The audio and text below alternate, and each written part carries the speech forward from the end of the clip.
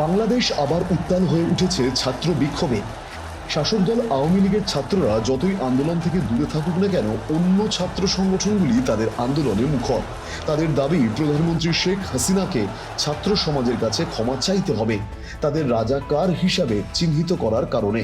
অন্যদিকে শেখ হাসিনা বিক্ষোভরত ছাত্রদের সঙ্গে বৈঠকে বসতে চেয়েছেন, বলেছেন গণভবনের দরজা আলোচনার জন্য খোলা রয়েছে।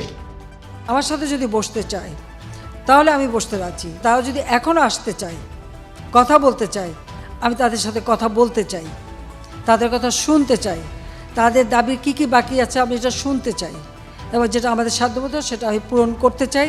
আমি এই সংঘাত চাই না। তারা যদি বসতে চায় আমার সঙ্গে, এই আন্দোলনকারীরা, কোটা আন্দোলনকারীরা, আমি তাদের সাথে বসবো, তাদের কথা শুনবো, তাদের দাবি দেওয়া এ পর্যন্ত যা মেনে নিয়েছে, আরও কিছু আছে কিনা সেটা হয়তো শুনতে হবে। এখন দেখার বাংলাদেশ কবে আবার আগের ছবিতে ফিরে যেতে পারে। ব্যুরো রিপোর্ট, বাংলার পালস টিভি।